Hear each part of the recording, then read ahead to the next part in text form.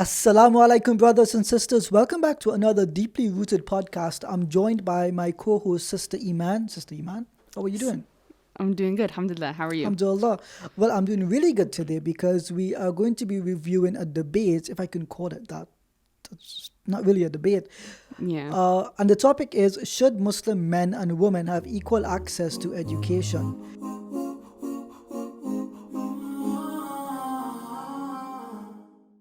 Now, Sister Iman really wanted to do a review of this debate. Sister Iman, Yeah. why did you want to do a review of this particular debate? SubhanAllah, I think that I watched the full debate, and I just personally have a lot of commentary. I'm actually I didn't take a side, in this debate, to be Okay. honest. Well, again, I kind of agree with you. I wouldn't really call it a debate, but yeah, I didn't really pick a side. I think that both people presented a very skewed reality Okay.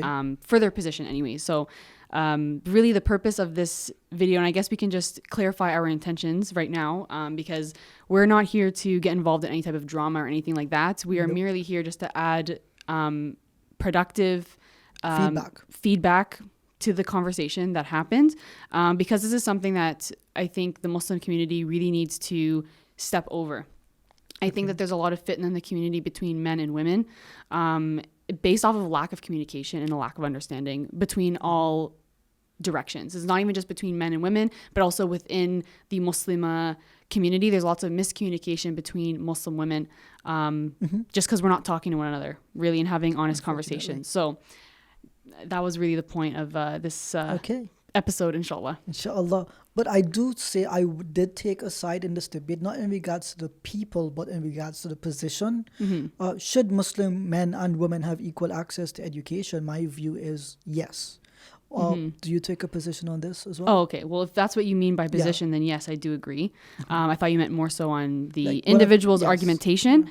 But yeah, in terms of the actual question that's being addressed, I do agree that Muslim women should have equal access to education as men. And I think, if people did want to go to an institute where they could learn and have equal access to education, there's something known as the I3 Institute that Yeah. does that exact thing. Right? Alhamdulillah. We don't discriminate between the sexes when it comes to knowledge of the deen. And you can sign up using the link in the description below, inshallah. Okay. Sister Iman, Inshallah. I'm not going to call it a debate. I guess I'll call it a conversation, if anything. I found this to be a tedious conversation because I agreed with both speakers and disagreed with them at different points. Yeah, I would agree with that. I think that both speakers brought good points to the conversation. One speaker was more academic than the other speaker, but overall, I think that both speakers did actually have valuable things to say. Yes. I think that was kind of lost in the conversation, but inshallah, we will be addressing them in this episode. I could be wrong, but one of the speakers did re-upload the debate, and they turned off the comments on this video in particular, and I found that to be a disheartening because this is meant to be a conversation, and I think that comments should be allowed and discussion should happen. I don't think that it's a bit strange you have a conversation and you don't want people to discuss it, the Yeah. merits of the conversation, that is. So I guess we should just begin and see I guess we're starting with Sister Sophia. Sophia's introduction. Yeah, I will start with her introduction, inshallah, and we'll give our thoughts, and then go to Daniel, inshallah, after. Who chose her family and service to Allah's deen over a corporate career and a 6-digit salary, of course. This I say to make it clear that I detest feminism. Both in my words, you can check my YouTube channel, and my actions. We're going to be talking about Muslim women and education. So there's some terms that need to be defined here. Who is a Muslim woman? What is education? And whether it's important for a Muslim woman to be educated or not. A Muslim woman is someone who has submitted herself to Allah subhanahu wa ta'ala. Her priorities are clear. Serving her creator, following the Messenger sallallahu alaihi wasallam, and being devoted to her family. What is education? Primarily understanding the Quran, hadith, fiqh, seerah as much as we can, and also understanding the world around. Confess, in my entire life, I've never felt so small that I have to argue why education is important for Muslims, a community whose prophet emphatically declared that seeking knowledge is an obligation on every Muslim, male or female. And he sallallahu alaihi wasallam didn't restrict its scope by saying religious knowledge. This hadith, along with numerous ayat, became the primary motivation for the greatest intellectual revolution in history. And we all know that the golden age of Islam, where Muslim men and women became great ulama, fuqaha, muhaddisun, muhaddisat, scientists, mathematicians, they changed the course of history, quite literally. Even the most vile and Islamophobic Orientalists on surveying Muslim history were forced to concede how Muslims revolutionized the pursuit of education. And we all know that it was a Muslim woman who established the world's first degree awarding university, the University of Qayrawiyyin. Okay, let's just pause there, Yeah, inshallah. let's just pause there because historically that's not actually true. Yeah, so I think Daniel later on does mention that it's actually debatable. I guess we can maybe share some comments now because Yeah. I feel like to be honest, for me, if I watch the full 5 minutes, I need to like take notes. Yeah.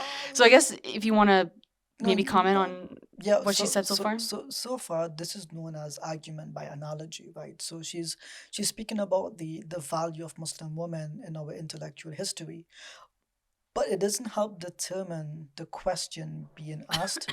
I get that this is her introduction, Mhm. but when you introduce an argument, you have to structure it, and there was a lack of structure here, I would say, and a lot of unnecessary pauses. Do I agree so far that Muslim women did contribute to our intellectual history? 100%. But my minor criticism here would be that I don't think her arguments were well structured, and the opening was very muddled for me. There was no Yeah. clear thought being presented. Yeah, I was a little bit confused by her opening statement because she says right away, I'm not a feminist. Yes. But as we'll get to near the end of the Well, conversation, she says she detests feminism, not that she isn't she could detest it and be a feminist in some sense. okay, I yeah, that's suppose. true as well. Because what I noticed by the end of the conversation is that it really just became a debate about feminism actually by the end. So I was like, and she was in the position that she seemed to take. She didn't make clear that she was a feminist at the end, but I guess we can talk about that when we get there. But I was just confused about that was her opening statement because I feel like maybe she was trying to make it clear because she knows the audience is going to be more so Male dominated. male dominated. Yeah. Daniel's audience. It's on his channel. So I think she wanted to legitimize what she was saying by saying, hey, I'm not a feminist. So like, listen to me because I think that people might, But you know. what was confusing to me is, and this is normal in debates, you define terms, but when she had to define what a Muslim woman was, I was a little bit confused. I feel like it was a little bit like facetious. Your opening should be exactly to the point and on topic. I don't think that defining a Muslim woman was necessary. I feel like it was just you were kind of wasting your opening time. I think it was a bit patronizing, if anything, as if the audience, who is primarily males, do not know what a Muslim woman is. Yeah, maybe I'm taking it in a way that it was not intended, but it came off to me as a person who has done formal moderated debates as a bit patronizing, because the opening statement is not for your opponent directly, it is for your audience, and it's for your audience to think, and you introduce arguments so that the audience digests it, and you want to see what they get out of it. And maybe it's not maybe it's her first debate, I don't know. Yeah. But there seemed to be a sense of noobness. Yeah, like newbie. Yeah. You're I can see that as well. But I am happy that she was willing to voice her concerns and do an actual debate. A lot of people today do criticism from the sidelines, and they're not willing to confront the interlocutors. Yeah. So I give her credit in that completely and totally. Any final thoughts? I think as somebody who has a social media platform, it does take a lot of guts to debate, because a debate is not like, okay, I said this on social media and it's just not like, this is actually you're on the hot seat kind of. So I think anybody who debates deserves credit. Mhm. One thing I did want to address though is what she said after that, right? When she's talking about this hadith where the Prophet sallallahu alaihi wasallam says seeking knowledge is an obligation to every Muslim, and she kind of conflated that hadith with the Islamic golden age. So this, although I agree with the hadith, I think that she is conflating what the hadith is talking about. The hadith is talking about Islamic knowledge. It's talking about ilm. It's not talking about sciences, right? So it's talking about Islamic knowledge. Also, the Prophet ﷺ is saying this, like, you have to think of who he's talking to. He's talking to the companions. Seeking knowledge on the deen is an obligation on every Muslim, because that, if we're going to get into that conversation, it's hard for you to be a Muslim if you don't know what Islam is all about.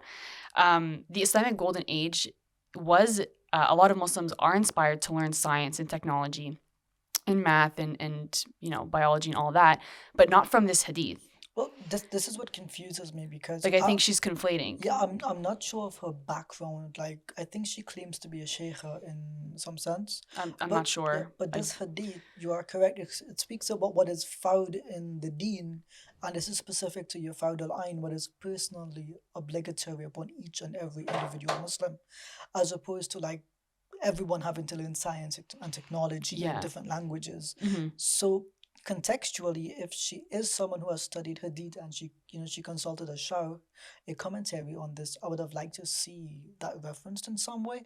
One thing that confuses me is that she does not put references for her commentary on like I noticed that as yeah. well. Yeah. And Daniel, may Allah be rewarding him, he does put a lot of references in what he says. Mhm. So this is like the difference between the two. I'm not saying that both are right or both are wrong. I'm just saying that they both did things I would agree and disagree with.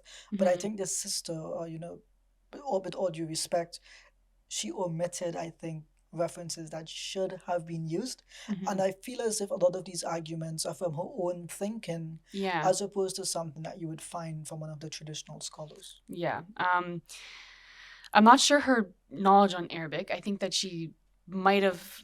Yeah. I didn't really. Not to be any disrespectful to her at all, but I don't think that she knows Arabic herself. That's what she presented, just judging based off what's apparent and what she presented in this conversation. I don't think that she knows Arabic enough for her to actually look at the shuruh on the these things. hadith and dictate that, oh, this hadith correlates to the Islamic golden age. She definitely needs to provide a reference for that. Well, I would say she needs to provide a reference for this narration indicating that obligation of knowledge It needs to is on be things a outside of general. the deen. Yeah. Yeah, like if she's gonna argue this hadith, saying that this hadith inspired the Islamic golden age, she needs to, and I think would be a very strong evidence in her case if she could find a scholar from the Islamic golden age that That actually said- references yes, this hadith and yes. says, I'm pursuing such and such and Because such of because this. look at this hadith, right? Like you actually need to draw that correlation in the texts that I you're agree, researching. I agree. I think that if she could present that, but I mean she didn't, but let's just say Yeah. hypothetically speaking, she did present that. I think that would be strong for her case. But from what she presented, like classically, this hadith is talking about Islamic knowledge. It's not talking about science and technology and math. The Islamic golden age is inspired, like Muslims are inspired to go and learn things outside of The the deen. sacred text, Yeah. but not because of this hadith. Like she could have made her claim with a different evidence, and she would have been more Perhaps validated. so. Mhm. But I would note here, it does look as if the sister is reading from a prepared opening statement, which I do recommend that for most debates here. Mhm. But if this is prepared, that bothers me because it's not well structured. Yeah. So I'll leave it at that. Let's continue Okay. if we can, inshallah. Yeah, inshallah. So it all starts with the command of read. The Prophet ﷺ himself was a teacher, al-muallim, for both men and women. But he emphasized on the education of Muslim women, dedicating an extra day for their education. The masjid, of course, was the hub for learning, and Muslim women were regular attendees. Aisha, Salama radiallahu anha were hadith narrators and issued fatawa. Yes, Asma bint Abu Bakr, Atiyah, Hani, Fatima bint Qais had extensive knowledge of hadith along with the other sahabiyat who memorized large parts of the Quran. Inshallah. You wanted Yeah, to say something? so the ayah from the Quran would read is to read the Quran. Yeah.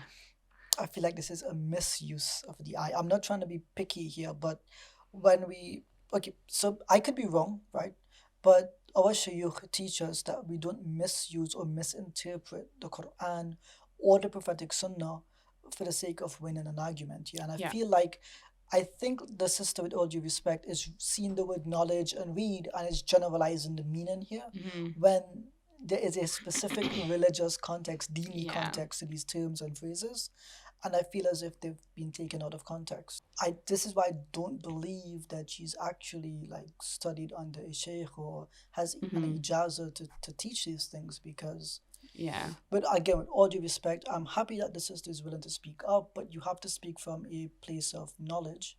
And you cannot like, my teachers would be really upset if I misuse the Quran in this particular way. Yeah. But that's, you want to continue? No, I think I've said what I need to Okay, say let's continue. so far. I agree with what you've said as well. No, Sister Iman is touching it because it's too far for me to reach, right? And it's better for one person to touch the thing than It's okay. we I'm gonna both play. compete for it, right? It's just teamwork. Should the It's fine. topic be changed to should Muslim women touch the iPad? Okay, I'm gonna don't joke around. We're gonna waste time. Invaluable fiqh opinions of Sophia, Hafsa, Habiba, Juwairiya, Fatima. I can My mind. Yeah. Go ahead. You can go first because you. So every single example she's given so far for women being educated and teaching is purely in a dini context. It's Yeah. not. So, Yeah, it's purely deen, but also like a woman narrating hadith doesn't actually mean that she went and studied and fiqh or, it doesn't mean that she's studying things. She's just narrating the hadith, which is still noble. Like we're not Alhamdulillah. definitely obviously we're not degrading that at all, but it's just there's not a correlation here. You're saying that because a woman narrated hadith or taught other women hadith, which means just narrating to them, by the way. It just means I heard the Prophet sallallahu alaihi wasallam say this, and I'm telling you. So Yeah. they're a part of the chain. But there's no correlation between a woman narrating hadith or teaching another woman hadith and going to college and learning science. So I feel like so far anyways, her opening statement was just way off of the topic I of think it's too weak. Like I'll just be honest here. As a person who has done stage debates, it's not a good opening statement. It's pretty weak. on could fill volumes. Now, did you know that between the 8th and the 15th century, there was such a rise of female scholarship in the Islamic world that it is unprecedented in human history. No civilization before Islam has witnessed anything of this magnitude.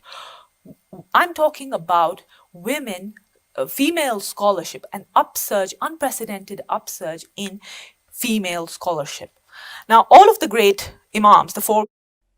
She said she made a statement, but she didn't provide any evidence for that. And also on top of it, even during the time of the companions, there was actually only a few scholars. She's saying this big upsurge of scholars. I'm like, but there's only like literally like 7 or 8. Technically, she did say between the 8th and the 15th Oh, okay, century. okay. So she did specify. Alhamdulillah.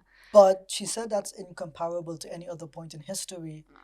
We live in a modern age, and the literacy rate is significantly higher than it was back then. So I would call that a false claim. Yeah. With all due respect. Yeah. I think the point she's trying to emphasize is you've not seen a rise in female scholarship in general among societies previous to that point. I would agree with that, but to say in all of history would be wrong because we have the modern history. And sister, you're educated. Most sisters I know are educated, alhamdulillah. The modern education system caters for both men and women. Yeah. So let's continue. I think it was a big generalization. Yes, that's all I'll really say we actually call this a false generalization in logic. But yeah. Okay. Imams had female teachers. Imam Shafi was taught hadith by Sayyidah Nafisa, the great scholar from Medina. Darda, the wife of Abu Darda, the Sahabi, was a prominent jurist in the 7th century Damascus. It's said that she would sit with male scholars in the mosque and have debates with them on fiqh. She would even lecture in the men's section, teaching them hadith and fiqh. Her students included the Caliph Abdul Malik bin Marwan, and we still use her fatwa, by the way, that allows men and women to pray in the same position in tashahhud. In fact, women teaching in masajid was a norm back then. Here, people like Daniel. Go ahead. You go ahead. I need to take a moment. I feel like I don't have anything to say. To pray in the same position in tashahhud? I didn't understand that. I'm actually genuinely confused. Like she means when we do this, right? In salah, like when you're in sujood, right? So I never thought that there was a difference. no, Unless maybe I need to no, go back to my fiqh no, books she, and no, she read them said again. to do that in the same position, but you're in sujood when you do. You're sitting, right? Yeah. Right? It's the same Is anyone position. standing when like with this? I didn't understand, to be honest. I was just like, I don't know, to be honest. Tashahhud is this like in salah when you see it. So Yeah. It's just sitting. So I don't have any comments because I just honestly didn't even understand the point. So I don't have any comments. That's why to I be made honest. you pause. I thought maybe you had some Maybe I had insight. because No, I don't have I insight. don't understand this. But let's. The cameraman is looking at me like, Ijaz, what is this? And I don't know. I don't have answers. Yeah, I just honestly I don't have commentary. I genuinely don't have Like, commentary because I wish don't we could, actually like- was I confused. wish we could actually like, call up like Sheikh Oster because like he specializes in fiqh, right? I'd be like, Is there a difference? Maybe I should have brought my can we my call fiqh him? book. Can we call him? Like just He won't answer. he won't answer.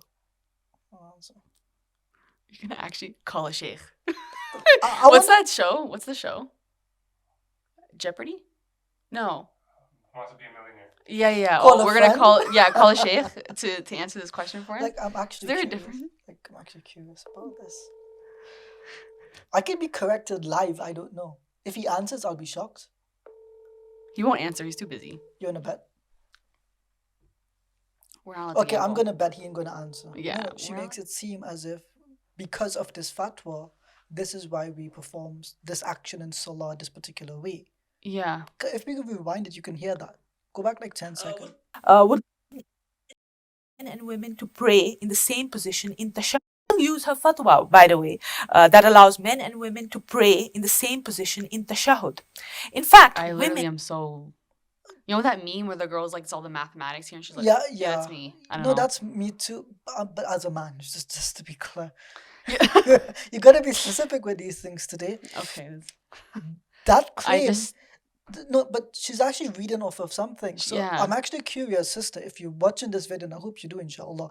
With all due respect, what was the point in this? I need some dalil to follow Yeah. up on this. I don't know. And this is the slide that she kept up for a lot of The yeah, time, yeah. all of these claims that you're making, technically, you should have like a slide that Shows the deal for all references. of them. Yeah. When she was showing At the least slide, I thought most she was of gonna them. have like, yeah, but you know, like what's the point of having this up this slide Slide. up if there is not a reference to validate? Like I'm listening to you, but at the same time I'm looking at the screen to Mhm. understand, okay, if she is a sheikh, then she likely has like references, citations. She lacks that significantly and then makes claims like these that really bother me. But let's continue. teaching in masajid was a norm back then. Here, people like Daniel would like for women to be banned from the masjid. Back in the day, someone like Fatima al-Batahiniya, an expert in Sahih al-Bukhari, was invited. Hear me properly, please. Was invited by the people of Medina to deliver a dars on Bukhari. Guess where she was asked to give the dars? To a mixed gathering of Muslim men and women. In Masjid al-Nabawi. Which part of Masjid Nabawi, you would ask me? The holiest, right next to the Prophet's grave. Women taught mixed gatherings in Masjid al-Haram, inside the Hatim, the semicircular area, and even Masjid al-Aqsa. Did you know that the most accurate copy of Sahih al-Bukhari was written by a female scholar, Karima bint Marwazia? And it wasn't just religious scholarship. We're talking about Muslim women became experts in take it away. None of this is evidence for her claim. Yeah. It's just she goes on and on about women in Deen, Islamic yes. knowledge. The Yes. topic is college, modern day Yeah. college. That's the topic. I haven't heard her address the topic once yet. Not as yet. No. Yeah, I just haven't But- heard but an evidence. This is my difficulty, and I do want to ask this. Like, was this no? The sister actually suggested a topic, if I'm not mistaken. I'm not sure. Yeah, I don't know. if I remember the prep correctly, of the if I debate. remember correctly, there was a chain of comments under the challenge when it was made, and I believe the sister set the debate format, and she set the topic of the debate as well. So the fact that she did this and has not yet addressed the topic is a bit, it's problematic for me. Like I said, I've done multiple debates. When you study the fiqh of munazara, the fiqh of debate, they actually teach you how to structure an opening statement. So this is why I'm not confident in what the sister has presented. To be honest, I feel like more damage was done to the question as opposed to it actually being answered. Yeah. And if you just to be clear here, and this is why I disagree with Brother Daniel, right, with all due respect as well, is that there should have been a moderator in this debate, not to moderate him or her, but to make sure people stay on the topic. Exactly, and this is way outside of the topic. Yeah. Now he can easily call this out, and he does, right? He does. Yeah.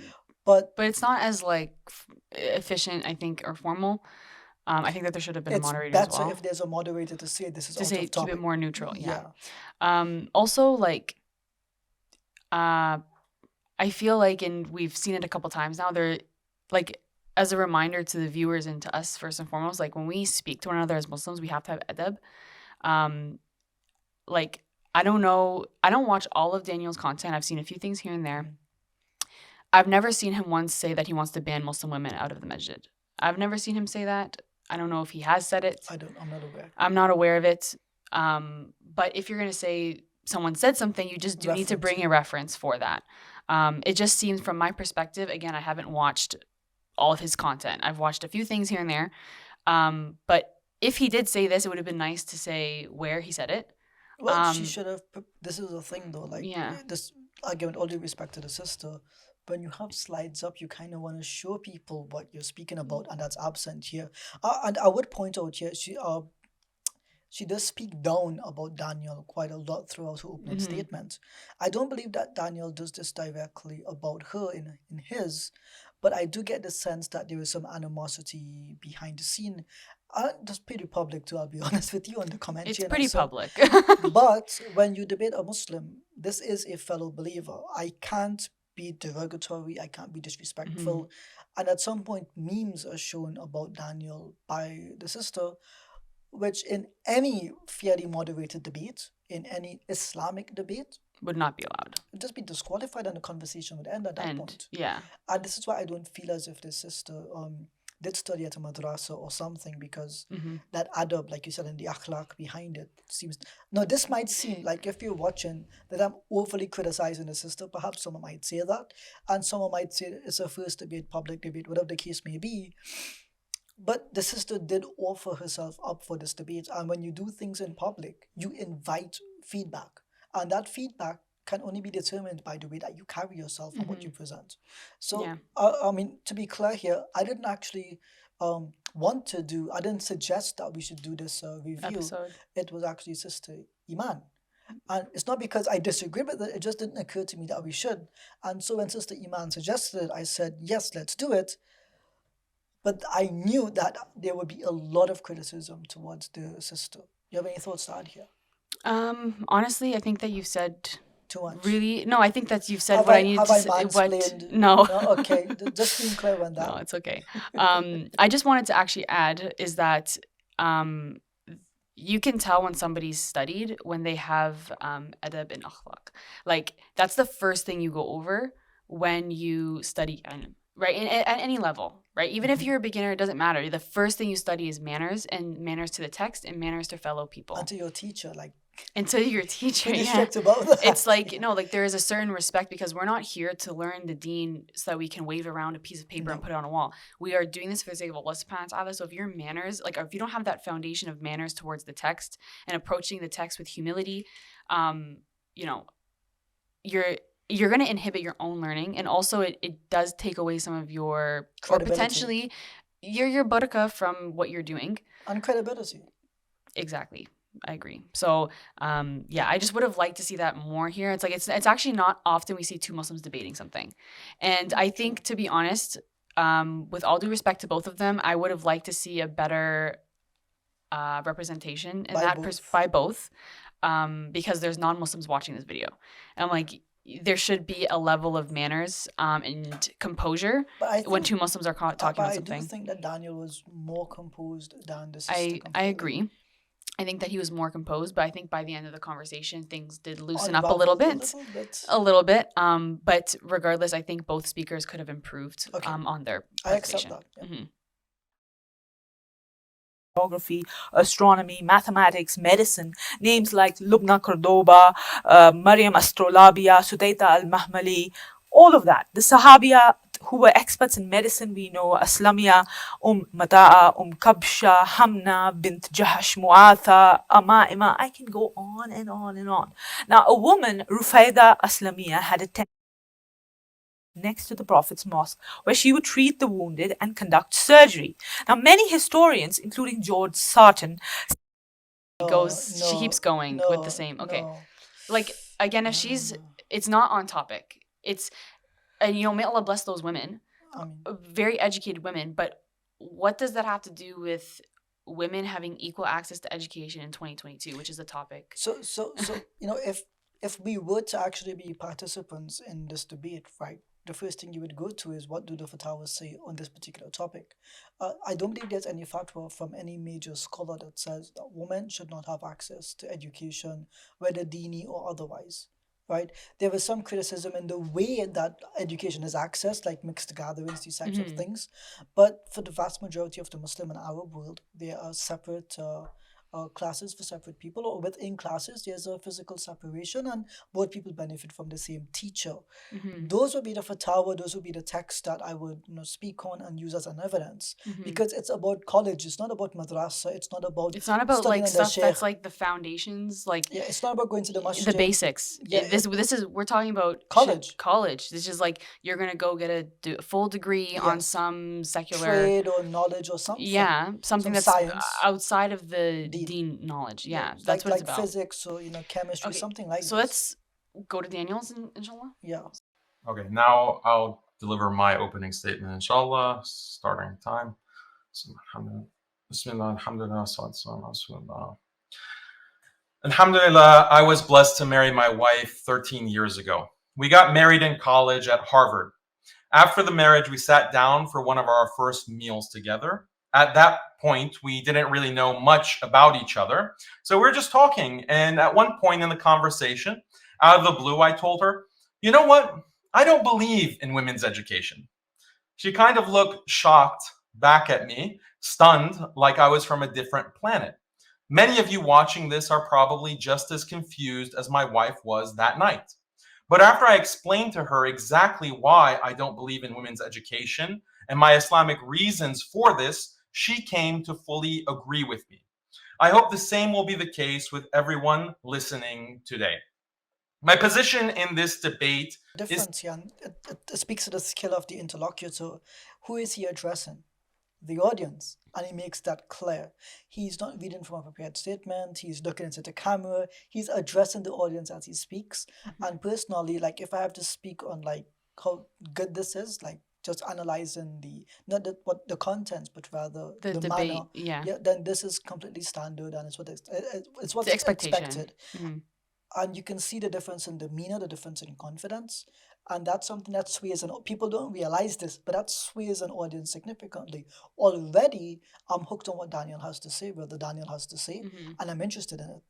And so I think that, unfortunately, the sister, if she did study the fiqh of debate, and she is doing this regularly, then clearly it's a mismatch, and I don't think she was. I don't think that it was a fair. In terms of debate experience, like Daniel is clearly the more experienced debater. Well, in the fiqh of debate, just to be clear here, there's the expectation that both of the interlocutors should have the same level of knowledge, not necessarily the same level of experience, but they should be able to match each other. Otherwise, the debate should not go ahead. And in this case, I do see a significant difference between the two. And so personally, I would not have suggested that this debate go forward with the sister representing the other side. Yeah, I agree. Empowers women, but Islam is against empowering women. I know this sounds shocking to some, but Islam is against empowering women. I know this sounds shocking to some, but hear me out. What I mean by empowerment is increasing social status and power through education or career. Islam does not encourage women to gain power in this way. In fact, Islam is against it.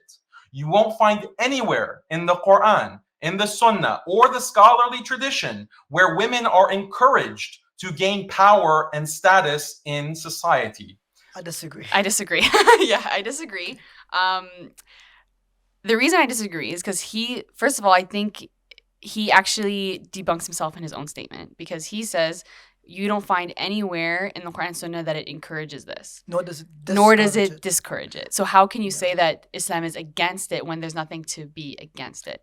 Do you see what I'm saying? Yeah, technically, this is the argument from silence. Like the absence of something is not an evidence against that thing. Well, basically. actually, even, I mean, I don't know if this would be valid from a fiqh perspective, but what I'm thinking in my head is, when the Prophet ﷺ said that when you propose to a woman, her silence is indicated as a yes. So if it's not mentioned, wouldn't that mean it would more so incline that you could do that? Like it's halal. It's mubah. It's not like, I think that if Daniel, I think he could have better Brother Daniel could have better structured his statement is if he said that it's open-ended, which it is. It's more up to your... I don't think it's open. It's clearly defined that women can and should seek education.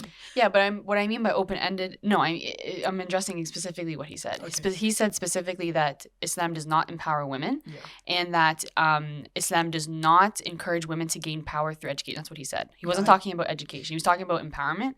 So what... the Dean doesn't... I'm just going to ignore this call. Sorry, it's distracting me. Wow, I feel like that totally cut me off on my train of thought, but it's okay. Bismillah. He was talking about female empowerment. Yes. And he was saying that the Deen is against female empowerment in terms of women seeking a career. And social status. Status. But there are cases where there are sahabiyat that do have social status. Yeah, I don't see the Deen preventing women from having social status in a large capacity.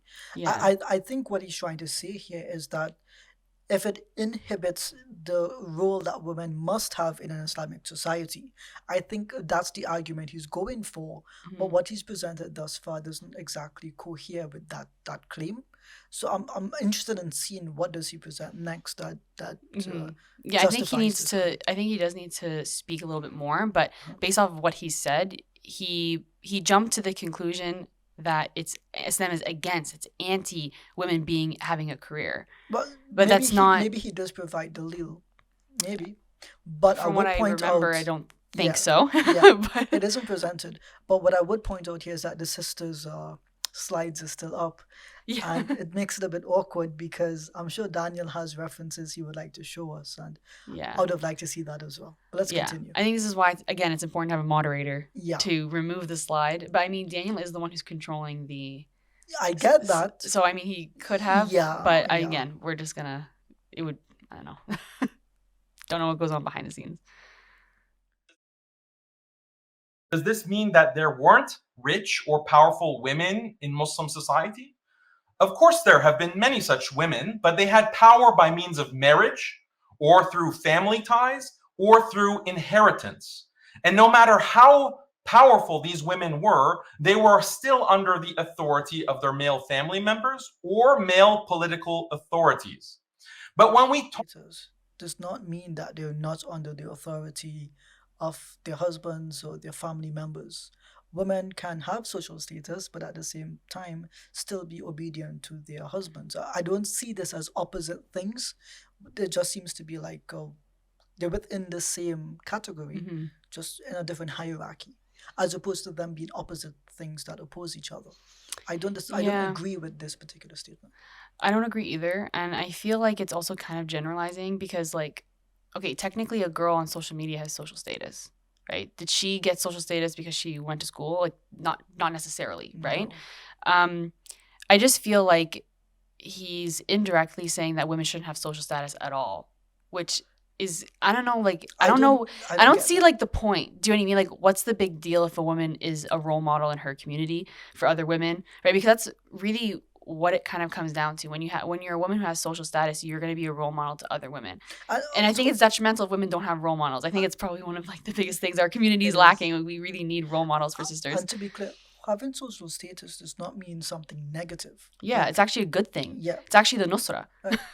It's a good thing. That people know who you are and they understand that you are a good person that benefits the community. Yeah. There is nothing wrong with that. But I think the conflation here may be the modern kind of social status that we have through lewd videos on TikTok. I mean, I'm not a popular TikTok star. Someone else in the room might be.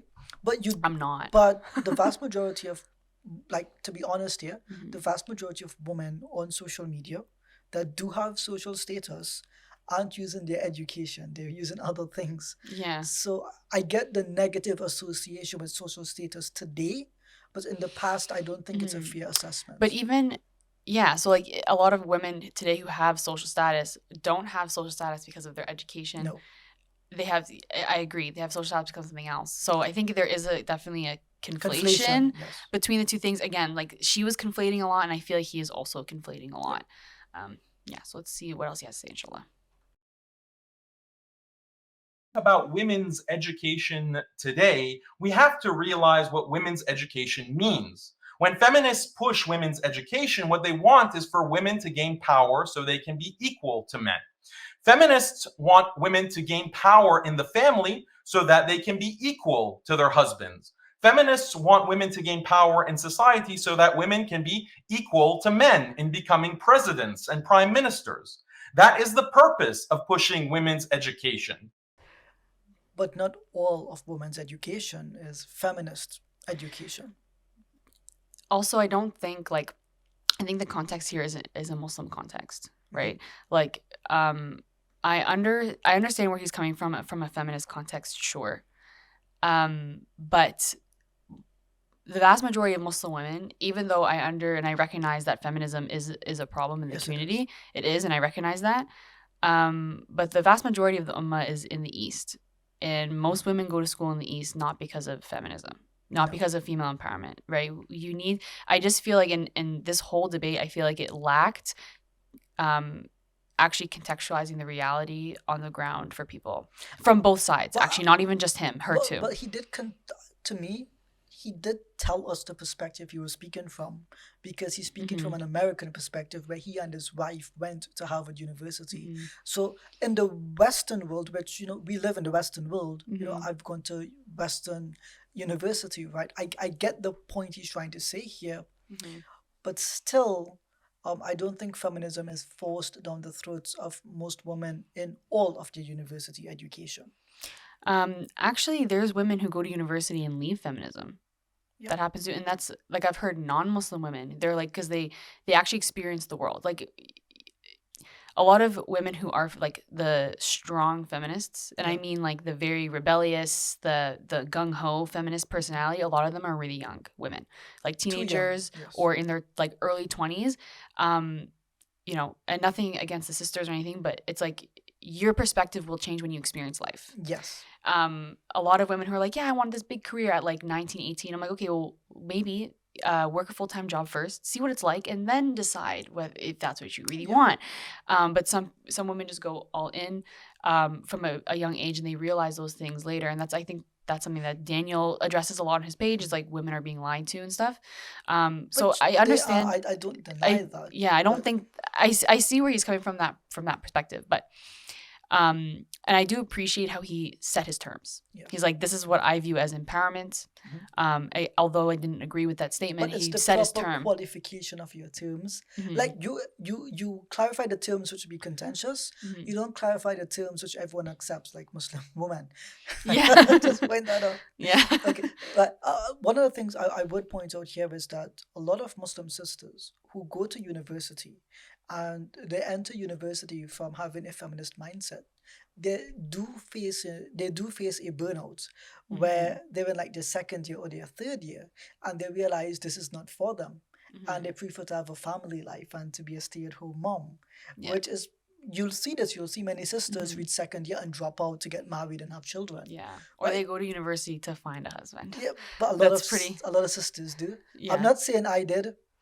I didn't. You Sorry, didn't. mom. But You didn't. but a lot of people do. The point A here, lot of people do, yeah. but the point here Which is nothing wrong with that, by no, the way. no. If you're getting married halal way, may Allah bless you. Alhamdulillah. Yeah.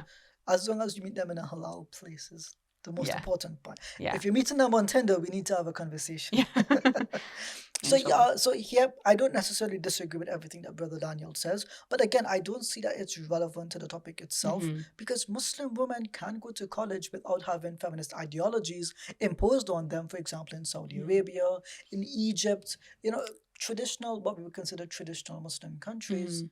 Muslim women can access education and it's not feminist. Yeah, but a lot of times women want an education. Even like growing up, I never identified as a feminist, Okay. but I definitely had feminist tendencies, I would say, because that's just your environment. Like I wasn't really as Not practicing. anymore. Not anymore. Not anymore. Alhamdulillah. Yeah, alhamdulillah. I'm not a feminist. Alhamdulillah. It is about gaining power and gender equality. But again, this is discouraged by Islam. Islam has a social blueprint that requires male authority over women on every level of human society, when it comes to family, when it comes to politics, when it comes to religious leadership. Women's empowerment through education is completely contrary to this. Empowerment of Muslim women. Yeah. It's should they go to college, and yeah, they can go to college to get educated. I think Yeah. there's a conflation here. Also, his statement, he's like, Muslim women basically don't have leadership roles. Basically, is what he said. Men dominate women over every aspect of his life, and then he listed 3 things, but that's not true. A woman can run a masjid, and there's nothing haram about that. She can't lead the salah. The Yeah, masjid. she can't lead the prayer, but okay. She could own the masjid. She can own the masjid, and she can even run the masjid. She can be the president of the masjid board. Yep, That's fine. I agree. That's a leadership position agree. that men need to I agree. respect. Okay, yeah, Yes, so I agree. didn't even really understand like But the. I think he means like overall in society, men are not the overseers, but Yeah, they- but he should have not said in every aspect of society, made this big. But it's a generalization. And I Yeah, think but it's a it should be more generalization to specific. completely counter the sister's claims altogether. And I think it's an unfair claim. I know It's just not that nuanced. it and I should think be it- this topic It's needs nuance. Yeah, It like needs- it's it demands it. exactly like I think both parties just made sweeping claims consistently. I just don't think that it's fair. Like, No. even in a, let's just hypothetically speaking, in a really actually legitimately Islamic society, there will still be Muslim women who are in scholarship Yes. and Muslim women who are doctors. Like, it's not going to be the majority, but those women still We'll have need to social exist. status. Will have a social status. Like, if the woman's a scholar, she has a social status. Either so- way. Yeah. And I get that it's the social status in this case is ilm, but like he needs to be clear. Like I just think that there's a lot of flipping and flopping between terms that make Well- it seem a little bit contradictory to an extent. Okay. Where it's like he's like, oh, women shouldn't have any status, basically. I don't think he says like no status. I know that's the implication We sh- you get off of it, but it's not a direct claim made. And Mhm. I would say here that Muslim women, right, if they were the best surgeons in the Muslim world, then they can teach men, they would have a position over the Mhm. men in terms of their experience and knowledge in that particular field. Mhm. They could be the best physician, they could be the best chemist. That does not mean that they're not supposed to have social status. And for a Yeah. vast majority of Islamic history, women who are wealthy, whether through marriage or business, they had social status and they were largely philanthropists. And so they did have that position of respect and authority in society. Yes, they had husbands that were the authority figure, but that did not impact them from seeking a life outside of the home, Mhm. which they could have. Yeah, and it also like in terms of like the topic, it's about seeking knowledge and Yeah. like Or going education to college, yeah. or going to college. There's nothing wrong with a husband learning from his wife either. No. So I don't know. I also like when I was watching this, I was like, what was the point of this debate? Like I felt like, was this necessary to debate? Even like, do you know what I mean? Like, maybe you could have had a podcast, and It wasn't necessary. I don't think that it was a necessary debate, I guess, whatever word you want to use. The strange thing here, and I'll be honest here, it seems as if both speakers are speaking past each other rather than To with each- with yeah. and to and with each other. And the audience, like, clearly, it's on Brother Daniel's channel. The audience will be for him. He's going to play to that particular audience.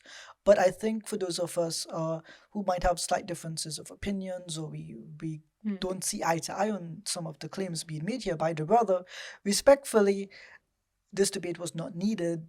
And I don't think it was I needed. think it was just like a personal thing between the sister and him, people? because the sister respectfully did challenge him directly to a debate. So she called him out for this particular topic. The sister should not have done that as well. I didn't really see a need So for then the what is debate. the point then of us reacting to something that we did not feel was, like, we don't need to watch the rest of the opening statements at this point. I would ask you the question, Sister Iman, what is the point of us, if not just Responding? reacting? I don't think we're responding, we're reacting to and commentating on what we've observed. And we're doing this to clarify that there are clear statements here which are wrong, which depart from the norm within the deen. And we're not here to be Sharia police, or to to speak down, or to what's the word here, to lecture anyone. And I don't want anyone, particularly any of the sisters who agreed with Sister Sophia, to say that I'm mansplaining, right? I didn't introduce the topic, it was Sister Iman. And just to be clear here, I think that this topic was not actually debated. I don't think it was a debate. I'm just gonna be honest. I don't think it was a debate. It just the So entire then structure. why are you reacting or commenting on this particular conversation? Yeah. So, well, first and foremost, because it happened. It's public. And I think that what I kind of realized just through my TikTok channel, because I do refute feminism quite a few times on my channel. We've had a few podcasts on feminism refuting it. Ideologically, we're not talking about feminists. We're talking about feminism. Yes, correct. The ideology and the movement. What I've observed is that there is so much lack of communication between people in expressing their views. Yes. Because a lot of times women who do become a feminist, and this is a woman becomes a feminist for lots of reasons, but the biggest reason is because she's facing a problem with authority in her life, particularly male authority, but not all the time. Sometimes it's female authority, like her mom. And then they become a feminist. They're like, especially at a young age when their parents, unfortunately, have bad parenting. So people, when they talk about feminism, they talk about their grievances. And a lot of women feel like when you refute feminism, you're actually degrading my struggle and you're degrading my grievance. Yeah. And that's why they take it so personally when you refute feminism. Yes. And they'll call you misogynist and they call you all these things because you're actually dismissing their struggles, which, well, from their view, they think you're dismissing their struggles when you're actually trying to present a better solution for them. Not just devaluing their struggles, you're almost defaming the women themselves, as if women should not have value in society. Yeah, because they really associate the feminist identity with being a woman. Yeah. And your self-worth. And that's the same thing we see with other movements as well. The LGBTQ community also has this issue where they actually identify with a behavior. So when people speak out against a behavior, they take it personally because they've actually identified with that thing. Now, even Muslims do that. You attack Islam, well, we take it personally because I identify with Islam. Yeah. So what you identify with, people take it personally. So that's just a general thing generally happens to anybody. But we here are specific to responding to the ideology itself. We want women to be successful. Yeah, and so why would we want women to be in a tough time? That's not the point. Not just tough time, but to be actively oppressed. I mean, not just, by oppression here, I mean violence, I mean starvation. Taking away of your rights. Taking away of basic human decency, right? You don't allow them to speak, you don't allow them to live and function as a human being, right? So I just think that the topic was misplaced. It should not have been labeled a debate. There was no debate here. Yeah. I like, Brother Daniel. I have many things I agree with him on. And I like Sister Sophia in, as a Muslim sister, having the courage to speak up in what clearly would be a contentious environment. Any concluding thoughts here, Sister Iman?